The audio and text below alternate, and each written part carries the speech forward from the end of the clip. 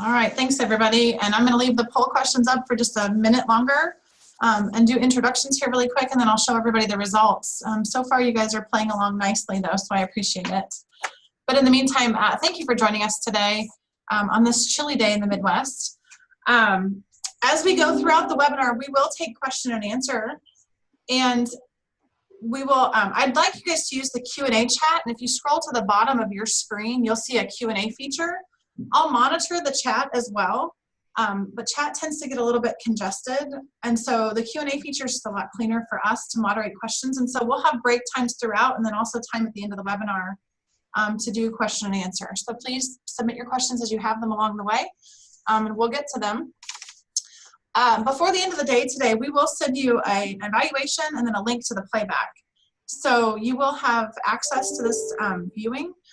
For those of you who might have to cut out early, or maybe you started, got in here a little bit late, we'll send that to you by the end of the day. So no worries on that. You'll get that later. But in the meantime, we are really fortunate to have Sharon Krohn with us today. She's a certified master coach, longtime crew member, executive coach, former CHRO with a real estate company, past president for Crew Chicago. She's been involved with Crew on the industry research committee and worked on benchmark studies and many other white papers.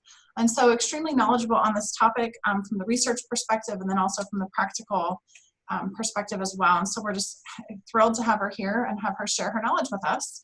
So Sharon, take it away. I'm going to end the polling and show you guys the results.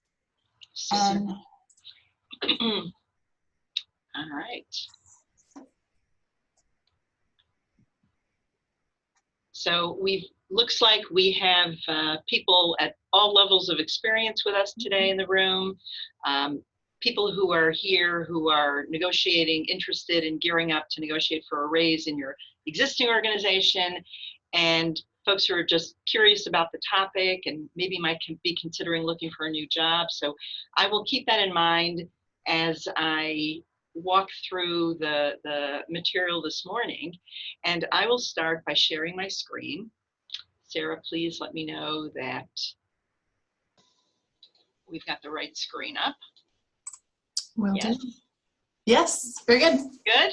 Yep. Okay, wonderful. Let me just, and I will try my best to address questions as you have them, as they come in. I will try to pace my talk with you today so that we cover all the important subjects, and I will definitely leave time, 15 minutes at the end for questions. So we'll try to fit in as many as we can while we're proceeding, and I'm going to ask Sarah to please woman the booth there and see how many questions we can respond to. So I'd like to first tell you how just pleased I am to be speaking to you on such an important topic.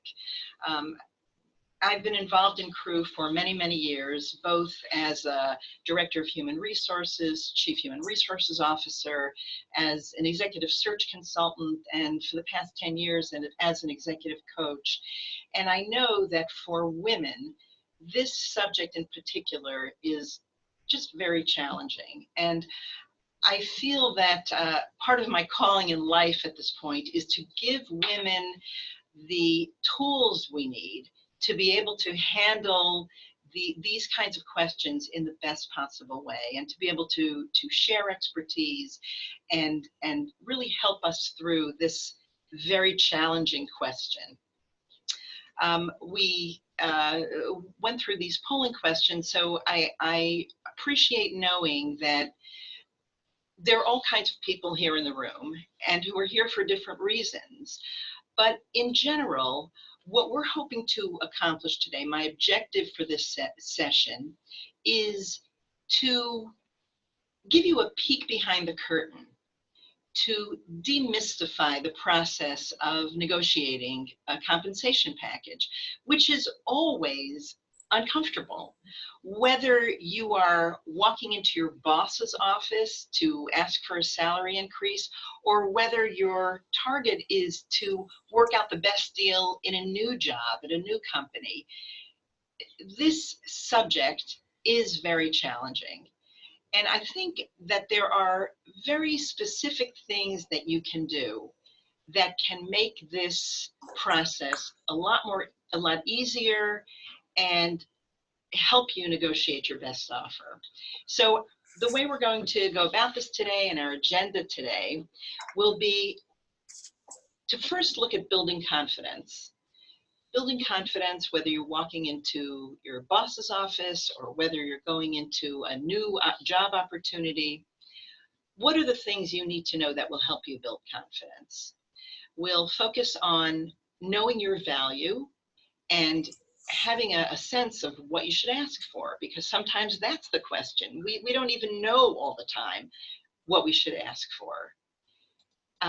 Then we're going to talk about making the ask itself, how to gain a greater comfort going into either your boss's office or going into a salary negotiation to make that ask. What are some of the important things you need to know?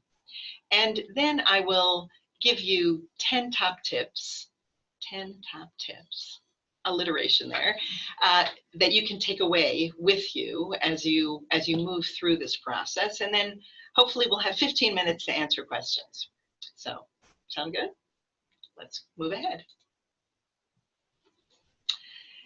So, how do you build confidence? Before you walk into the office to ask your boss for a raise, what can you do to be able to be your most confident self walking into that office? I like to look at this question by focusing on 3 P's: preparation, practice, and presentation. Preparation is about preparing yourself to present a case for yourself, to present a compelling inventory of your accomplishments, to demonstrate the value that you have brought to the organization, not just today, but throughout the time that you've been with that organization. And when we talk about preparation, I'd like to, for a moment, just look at the fact that you are preparing throughout your job, throughout your career. You are preparing for the moment that you go in for this ask. So preparing all along the way to present that case to your boss. And we'll talk about this a little more as we go along, but the idea of preparing to present a highlight of your accomplishments, to quantify your accomplishments. And I often talk about this as preparing what I call star stories. And they're stories that present a situation, tasks and actions, and quantifiable results that demonstrate the value, the quantifiable value that you bring to your organization. And this is something that you should be keeping a file of on an ongoing basis. So as you think about preparing for your reviews, you are developing usually an inventory of accomplishments. This is something that is important to keep on an ongoing basis. And preparation starts from the day you start your job. So we'll talk about a lot of other things, but I'd like to really hold this out there for you as something to think about all the time. You are always in preparation for asking for a raise, because you're always collecting your accomplishments in a way that you can present them in a compelling way, in a quantified way to your boss and to really anyone who needs to be in that decision process. The second I put here is, this is about practice. The idea of always being in the process of practicing for the ask. And practicing is talking about practicing delivering your stories, talking about yourself out loud, taking any opportunity you can get to speak publicly, to speak in a group, to present yourself. And so practice does not only mean practicing writing up what you're going to say, but I mean practicing out loud. Not only, even in front of a mirror is not enough. When I talk about practicing, I mean take another person, a trusted confidant, another crew member, to actually practice your ask out loud. So writing it down is not enough. The mirror is not enough. You want to be able to practice out loud with another human. And ultimately, presentation. Again, it's about continuing to develop your presentation skills, your skills at speaking, your comfort at centering yourself, and then moving forward with delivering what you'd like to deliver. So the 3 Ps are basic to building confidence, and it's something that you want to continue to perfect and work on all the time. I'd like to give you a little bit of insight before we jump in further into what goes on behind the scenes in what I call the long and winding road of a job offer, because I think it's important to have a healthy mindset when you're going in to ask for a raise. And I'd like to kind of put this into the context of the long and winding road when you're interviewing for a new job in a new company, because it's very evident there. So when you have been interviewing for a job, here's what your side might look like. You've been waiting a long time, you've been kind of procrastinating, and finally knew that you really need to get out and look for a job. And so you have been looking half-heartedly for months, and finally something comes up. You see maybe an ad, maybe through your alumni association, maybe through LinkedIn, maybe through a friend. You finally see something that looks interesting to you. So you submit your resume and you work on your resume a long time, and you have procrastinated a long time. Finally, you've sent out your resume, you've had a phone screening, you've had a phone interview, maybe you've had a first in-person interview, you've spoken with HR, you've had a second interview, finally you've met the hiring manager, then you've met with a panel of 7 people, all the members of the department. And during that time, they've had a chance to reflect on you, and you've had a chance to reflect on them. And by this time, literally 3 months has gone by. You've been back and forth to the company 3 or 4 times, and finally they tell you they want to offer you a job. So I bring all this up because so much has happened, so much has gone on since you initially sent in your resume. And by this time, on the company side, let me show you what's going on the other side. So what the company has been going through is the HR person has been in the hot seat now for like 6 months. They have not been able to find the right person for the job. They've extended one offer. It was turned down. The person didn't want to relocate. They looked at a second person. That person did not get good references. The manager is just all over the HR person. They've probably looked at 200 resumes. They've probably interviewed 13 people. When you think about the time and expense they've spent to get to this point, it's been really, I don't know, $25,000 in time and expense just to get to this point. And finally, they meet you. So you have gone through such a long and arduous process. And what you need to think about is that on the other side, they have finally gotten to the point where they have found you and they want you. There is never going to be a time in your life that you will be in a better place to negotiate a salary offer, a compensation offer, than you will at this time. And I think it's important to know that although you are thrilled to be there, and sometimes women get to the point where they, oh, thank you for just wanting me. We have to remember so much has gone on the other side. So much has gone on that you are in a prime place now to negotiate a compensation offer. And I'm pointing this out because there is kind of this hiring courtship that goes on, and knowing that is really helpful, because on going back and forth, the courtship kind of goes back and forth, but once they decide that they want you, you are in the power place to be able to make the move you need to move to be able to negotiate your best offer.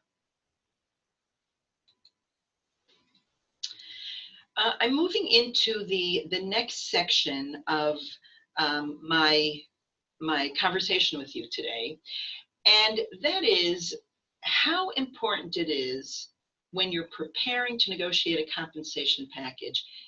It's essential that you determine what to ask for, to know your target value.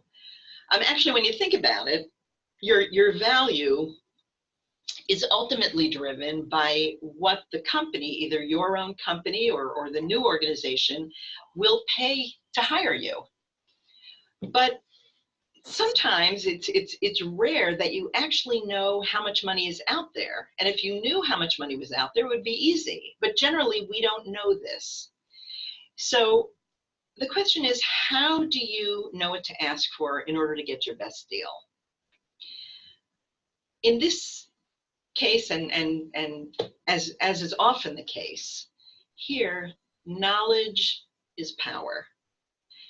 There are so many resources that are available now that can give you the information you need to know so that you can leverage that when you are negotiating. And even if you can't find out the exact figure that the company has out there as a target amount to pay for this position, it's very rare that you'll be in the totally in the dark.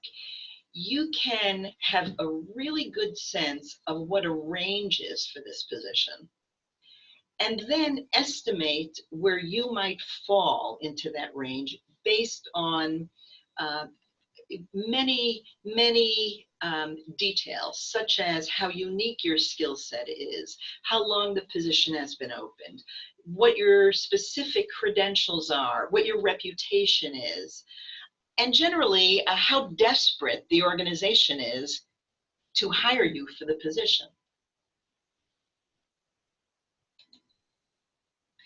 So while there are many valuable resources for compensation and salary information, I am going to focus on these. Oops. Online data resources, inside information gained from within the organization, networking, and recruiter insights. And I will speak to each one of these. So let's start with data resources. There is so much published data that you can access that can help you gain insights into compensation for positions like yours. And I'm going to share a few of them and some of my favorites, but there are many, and the data is rich out there. So Glassdoor is a job site that many of you may be aware, familiar of, and it offers employees the opportunity to post compensation and other reviews. And there are also places where you can estimate your salary, this is especially good if you're in a standard job. There's lots of useful information on their site. PayScale offers a salary survey tool, input into providing a range of information. Salary.com also is a salary calculator. The Salary Project is a platform for peers to anonymously share and compare salary data. Get That Raise is an interactive web experience that develops a personalized action plan designed to show your value in the market. Salary Expert compares costs of living and labor around the world. ONET is sponsored by the US Department of Labor, and it's a database that contains hundreds of standardized jobs and occupations, thousands of occupations around in the US economy.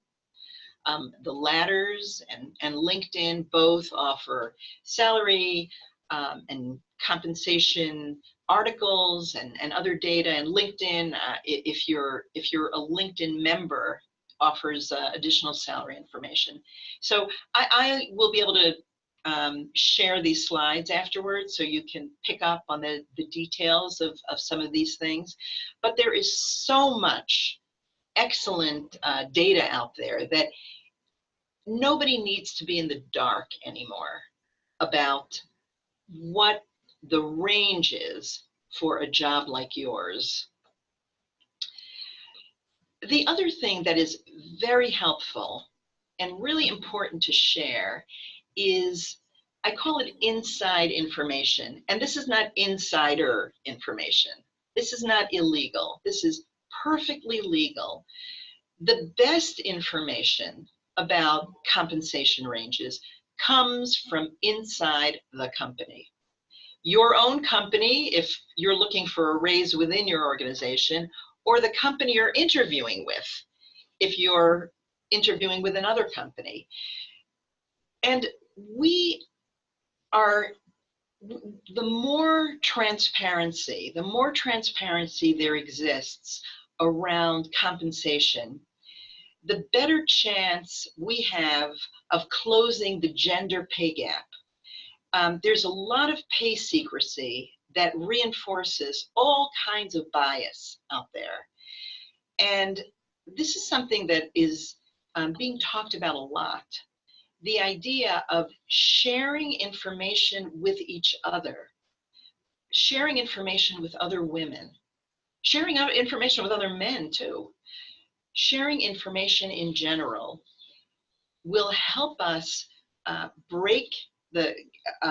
close the gap, the pay gap that exists, the gender pay gap, and also will bring this out into the open. It's very interesting. Talking about money has always been difficult for women, especially, but this idea of sharing your salary is like one of the final taboos out there.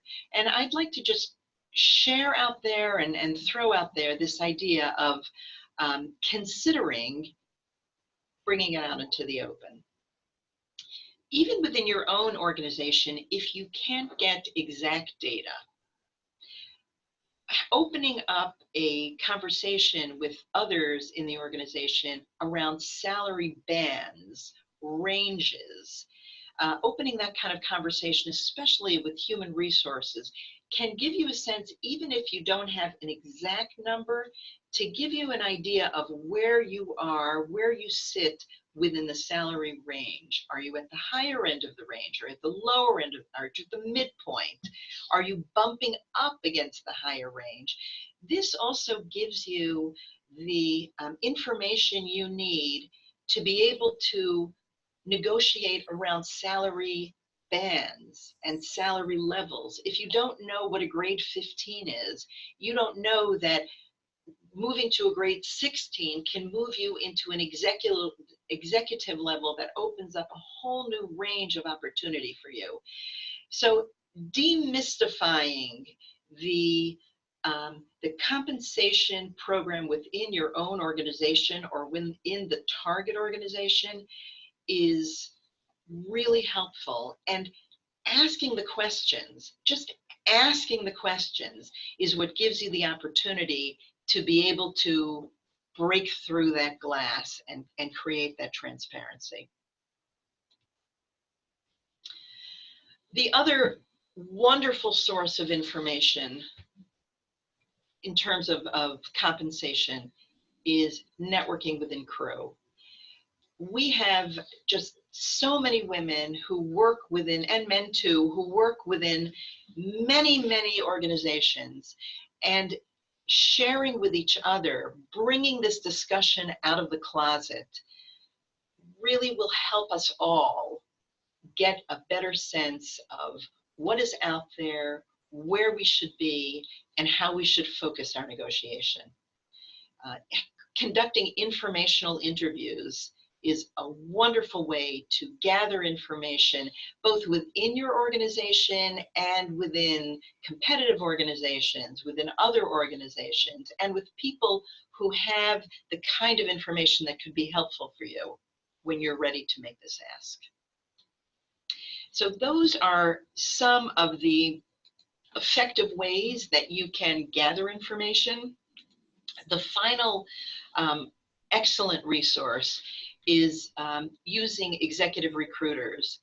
They are a wonderful source of compensation information. I served in this role for many years, and I can tell you that a professional recruiter has a very good sense of what the market is and may have specific information on what the target company that you're interested in pays, what their range is, even if they are not representing you there. And they can also know what your own company pays. So developing a trusting relationship with an executive recruiter who has access to tremendous compensation information can be another excellent resource for you to know your value so that you can begin to know what you want to ask for.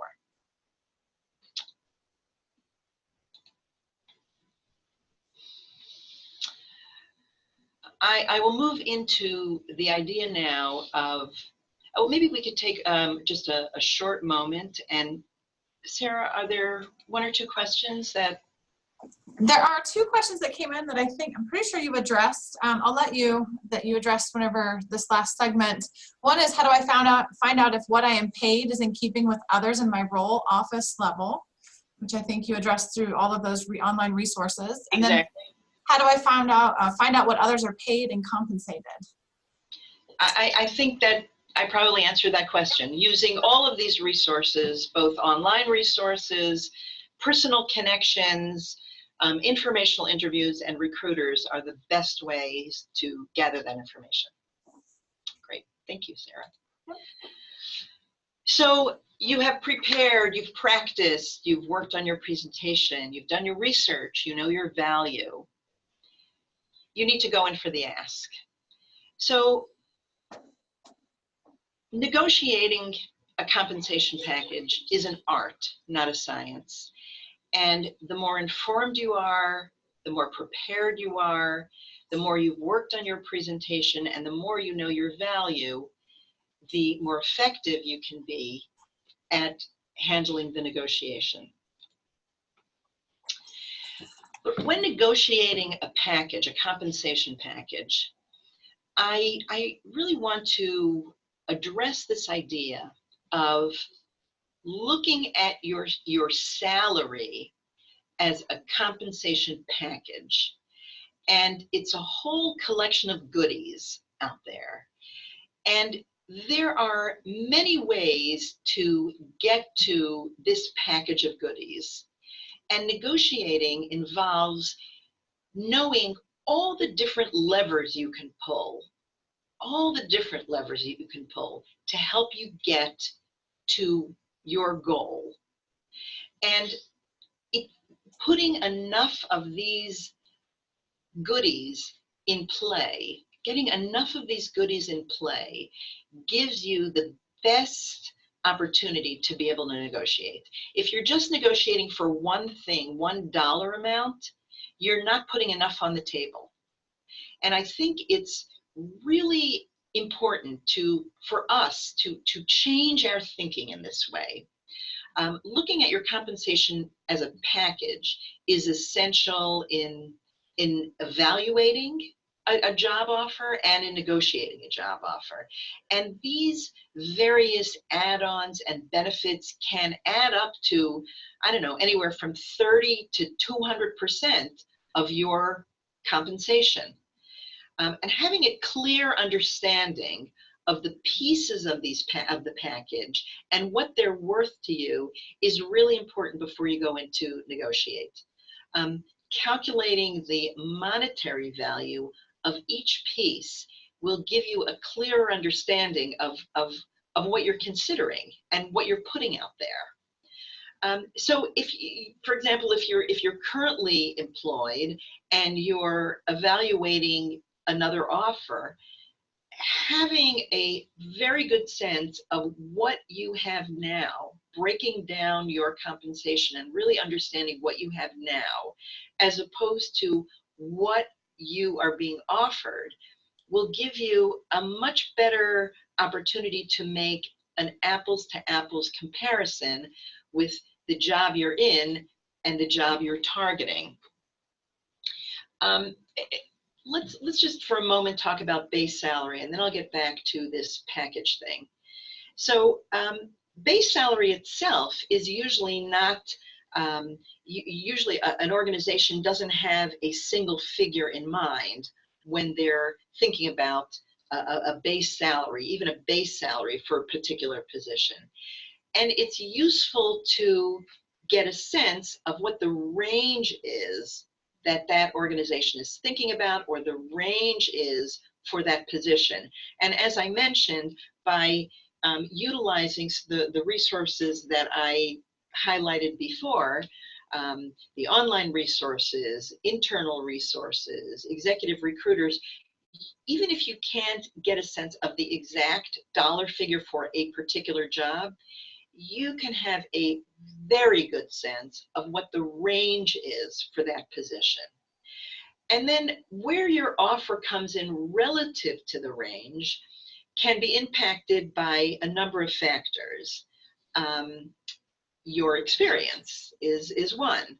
How strong your experience is, how much experience you have, the specifics of this job, how long the position has been open. If the position has been open a long time and the organization is very anxious to get it filled, like I described before, you have all this pressure going on internally. Maybe the existing budget is going to be eliminated by the end of the year, so there's a time pressure that can put pressure on pushing the salary up for the position.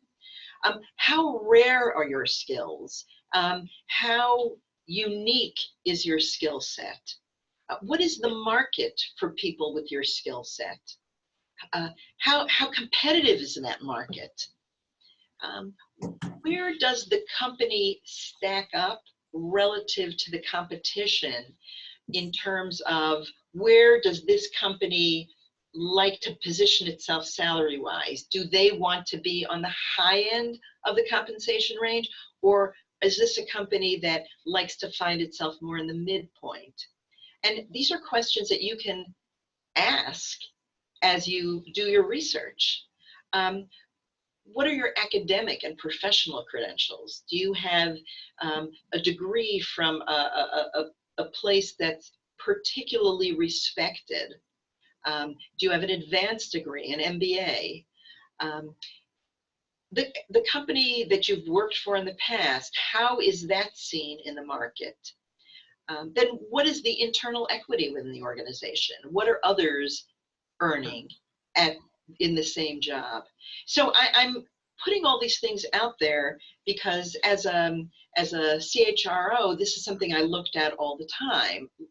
When you're deciding where to put somebody within the range, you have a range of that could be $20, $30, $40, $50,000. Where do you want to position someone in that range? These are questions that come up that help decide where to put that person in that range. And it's something that you should know so that you know what to put forward in your own skills and experience. So there are so many components of the compensation package. And here I have listed some that have come to my mind. The package is, there's a rich list of opportunities, that is out there for you to look at as you're putting together your picture of what you would like to negotiate for in your compensation. And choosing to look at many of these, not being stuck on only one thing. When you're putting together your wish list from an organization, think about putting 20 things there, not one thing there, not just base salary, but incentive compensation. I've listed so many things: waterfalls, early reviews, parking, an employment agreement, subscriptions, the ability to attend crew conventions. There are many, many things that can add richly to your compensation package.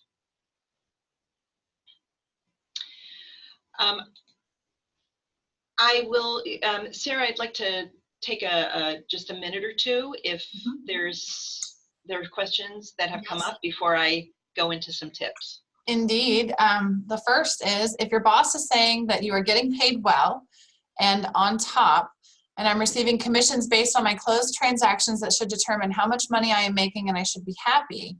However, men are being paid more on salary than I am and do not perform as well. How do I address that without betraying confidentiality?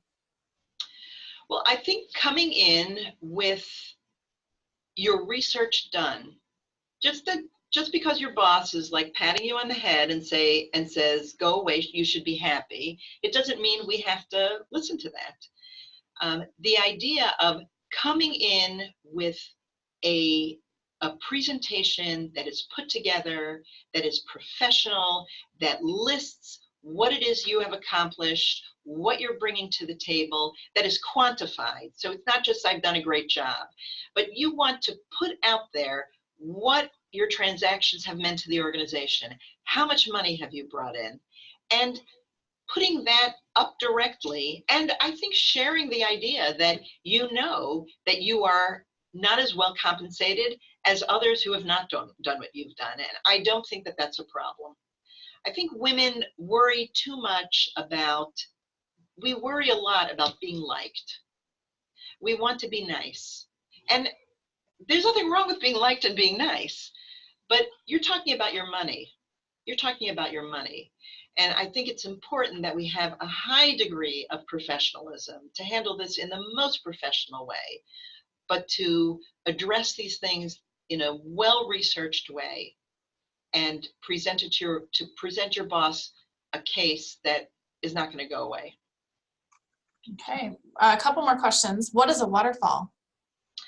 A waterfall is that is something that is unique to development firms, where you get money first. There's a way that you're paid out when you complete a transaction and when you have equity in a transaction. So this is true of investment firms, and private equity firms work that way. So that's unique to them. And then one more is how to negotiate non-monetary compensations, benefits, incentives, etc. I think it's really important to put it out there. And again, doing your research about what's doable in your organization, because some things may not be doable, but other things will be doable. So raising the issue, putting it out there, really collecting this idea of what is possible and negotiating for them. Absolutely. So if you can't get a cash raise right then, but you can get your convention paid for, great. You just got a $3,000 raise. Great. And then I have one more question that's come in that I think you'd want to answer now. Uh-huh. Is how do you respond to the question in an interview, how much do you currently make? I'm glad somebody raised that.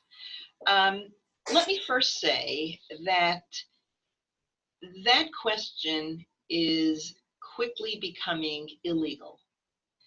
So I think there are 19 states now. I may be wrong on the exact number, but there are around 19 states where that is illegal to ask. And little by little, it will be illegal to ask that question. So I think you should check, first of all, if it's illegal in your state, in your locale, because, you know, sometimes it may be legal in the state, but in your city it may not be legal. You know, like California, Illinois, many states it's no longer possible. So the way I used to answer that question is to try to stay away from giving somebody your exact salary. Okay, if you have to answer the question, I would add, I would first try to ask the question of the hiring person, you know, what does this position pay, or what is the range of this position? So the first thing is to try to not answer it. Then the second level is, if you have to answer it, provide a range. My package is X dollars, or either that, or I'm looking for X dollars. So, and figuring out your package goes back to what I mentioned before, that it's important for you to have a sense of, by adding up all the different pieces of what you're already getting, you know, how much money is being put into your 401k, how much are you getting for, I don't know, your cell phone bills, and adding up, making a really comprehensive list of what your actual package is. So when you're asked about what you're earning, you can go to the question of what your package is. So you're not, again, pulling out your base salary. Okay. All right. I could have played with this tips all day, but I decided to give you my top 10 tips and takeaways, and here they are. So tip number 1 is knowledge is power. And I think you probably have gathered this from my presentation to you this morning, that the more you know, the greater insight you can have into what to ask for. Gather every bit of information you can before you walk in to make the ask. Know your bottom line.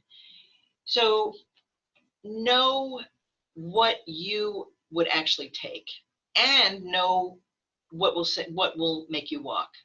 When you're negotiating, you need to know ultimately where you hope to end up and what you could live with. I think I've made this point about highlighting your accomplishments in advance and being able to quantify the value that you bring to your organization. This is true whether you're interviewing for another job at another organization, or whether you're asking your boss for a raise. Prepare your star stories, and this could be the material for a whole other webinar, but just talking about how you present yourself really effectively so that you are able to quantify your contributions to your organization, situations, tasks, actions, and quantifiable results. Practice out loud. It's not about writing out an essay, and it's not about speaking in front of the mirror. It's about recruiting one of your trusted confidants to give you the chance to role play and to speak it out loud. There is nothing that replaces that. And have somebody play your boss. Have somebody play the hiring manager, and make sure that you can get a chance to really talk out everything you'll say in your ask. Counter offer. As I think I made the point earlier, by the time an organization gets to the point of making an offer, yes, there are a lot of people out there in the world, but they want you. And you will never in your life be in a better place to counter. Once they make an offer to you, the offer is yours. They're not going to take it away because you asked for something more, but make sure to counter. Look at compensation as a package. Determine all the pieces that are in play and be sensitive to what's negotiable and what's not, but look at this whole basket of goodies and don't get stuck on one thing. don't apologize. And this is true in general for women, I think. I'm sorry, this may not be the best time to ask for this. I know budgets are tight. I'm sorry to bother you. There is no room for that. Forget about apologizing. And I've seen people do this. I've coached many people, and it is amazing how women executives sometimes do this. And we get into this very strange place of being very small. So I think if we remember that, don't apologize, make the ask, and move forward. Of course, maintain professionalism. Be courteous, look for a win-win.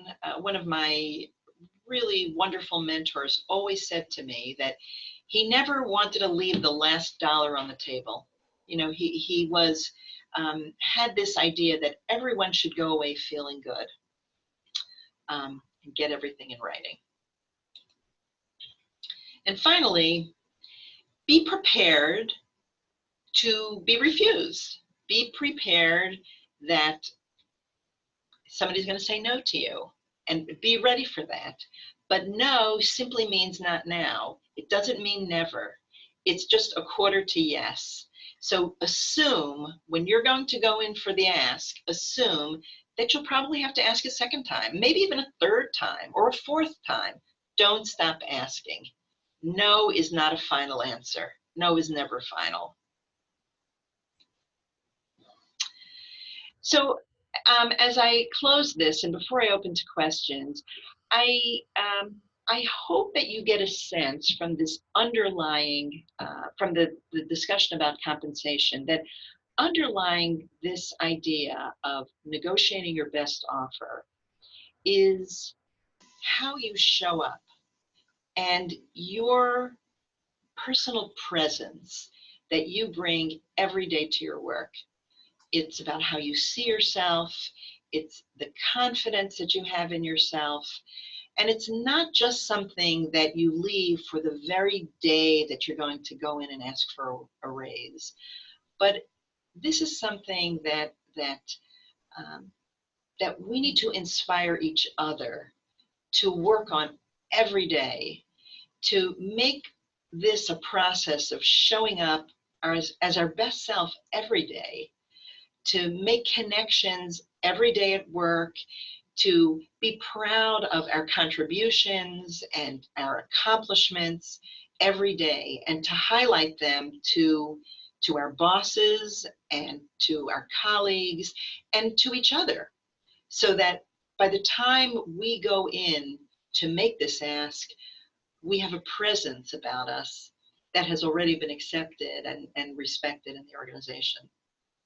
So with that, I'd like to open the floor for questions, and I'd be happy to entertain whatever. They're rolling in. So, all right, I'll go with the first one. In your HR experience, do companies tend to anchor low in order to pay less? I think it depends on the organization. And I think I mentioned that organizations decide their compensation philosophy. Every company has a compensation philosophy. They decide where they want to be in the range for the industry. So there are companies that are recruiting at the highest level, and they know that they want to be at the high end of the range, whereas other organizations know that they want to anchor at the lower end of the range. So I think this is not just about a particular job, but it's also about a corporate philosophy. And I think that's something that you can get some insight into. Okay. What is the best way to ask for a raise where jobs have been cut from the company, but you have received additional responsibilities? Okay, well, you're answering your question. And, you know, I'm sorry I'm not coaching you one-on-one, the person who asked that, but you are answering your question.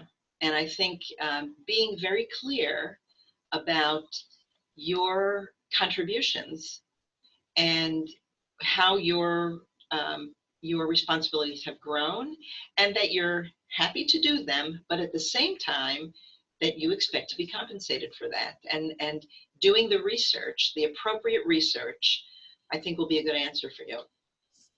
Okay. What if your company asks, excuse me, what if your company asks for your W-2 prior to employment? Is that legal? You know what? I'm not sure about that. I don't think so. I would have to look up the answer to that question, but I think it probably depends on the state you're in. Mm-hmm. I think in the 19 states that where asking for compensation is illegal, that may be illegal too. It may be, there may be places where I think there are places where it's legal after you're hired. Okay. Is there a negotiation tactic difference when you are under a non-compete? Yes. I mean, I think having a non-compete within, I'm not sure if that question is asking about negotiating within your organization or for a new job, but I think knowing what the limits are of your non-compete is really important. And as those of you who have them know that they really range as to how tied in you are. The more specific they are, the more general they are, the more they try to cover everything, the more flexibility you have to get out of it. The more specific they are, in other words, that where it outlines exactly which clients you can't go after, those are tighter. So I think it's important to know the limits of your non-compete, and of course to talk to a lawyer about it. Okay. As a woman in CRE, how do you deal with clients who don't want to compensate you appropriately because you're a woman? I can tell you that I'm often in that same position, you know, where I have to make a case for why I should be compensated the same way that a man is compensated. And I can tell you, I had an interesting experience recently that I'll share with you. I was working with a private equity firm that was looking for me to coach a group of their leaders. And I put together my proposal for the firm, and I included my hourly rate, which I put what I thought was fair for this position and for the work that I was doing. I put together a proposal. And when the principal talked to me, he said, "Oh, Sharon, I see this is quite a rich proposal you've given me, almost like a kind of crack like that." And he said, "That's a pretty good hourly rate." And I said to him, "Well, I'm very good at what I do, and this is what I charge. And I'm curious to know what your hourly rate is." And he laughed. He said, "Point well taken," and he gave me what I asked for. So I think putting it out there and putting the ask out there and being comfortable with what it is, I think makes a big difference. Okay. How do you determine appropriate compensation if your role is a combination of a number of roles and good comparables don't really exist in yours or other companies? That's really challenging, and I think talking to recruiters or coach to kind of work through that. To like I said, this is it's an art, not a science. I mean, pulling together these different pieces, kind of braiding them together to make that determination. Working with somebody who's skilled in that can help. Okay, it's a good segue into the next question.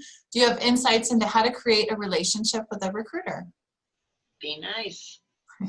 I think sharing information. It's a hey, a quid pro quo. A recruiter will always appreciate your sharing information. You're providing information about people who are qualified for roles that they're working on. And I think your sharing information can give you access to having that recruiter share information with you. Because as I mentioned, a recruiter knows a lot about many, many different organizations while they're only working with a few. You know, they interview people all the time, and they gain a tremendous, you know, just wealth of knowledge that can be really helpful. And I think it's a quid pro quo. You help and you support and provide useful leads. I mean, if you are in a position to hire, use that search firm to hire people. That will certainly give you access. Find ways that you can be helpful. Okay. How do you put a dollar value on leadership training into like an intense 2-week training? I'm not sure. Answer that question again. Yeah. How do you put a dollar value on an intense 2-week leadership training program? Yeah, that's an interesting question. That's an interesting question. And I think you're asking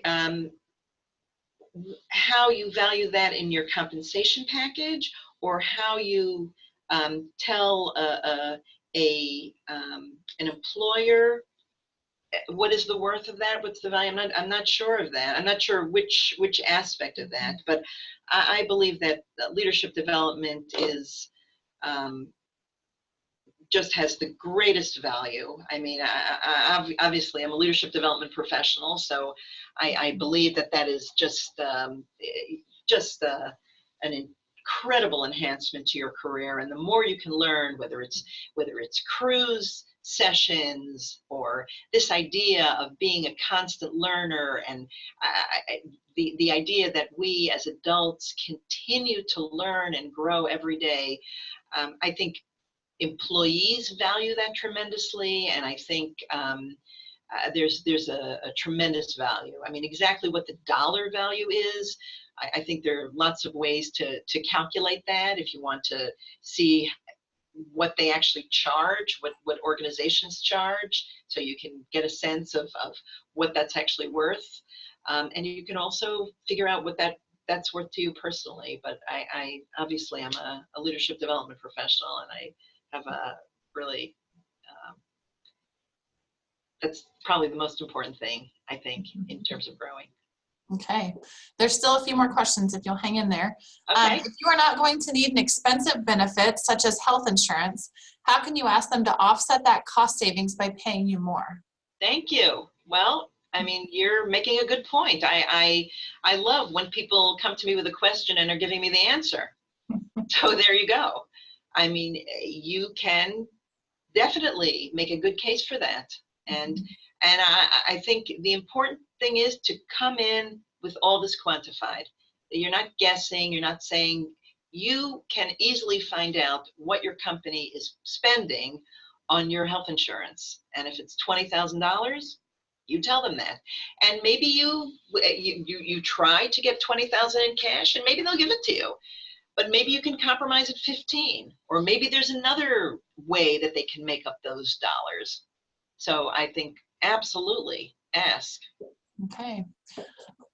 Are there any tips on feeling bigger and more confident during salary negotiations that are face-to-face? Oh, God, yes. I think this is so important. And, you know, so everybody knows about Amy Cuddy and her power poses. I think that the main, what I recommend to my clients, and that seems to work very well, is going in with your stories prepared. Go in knowing what your value is, having practiced that, and really get into that headspace, you know, that presence before you go in for the ask. So just making motions and power posing, I mean, that's fine.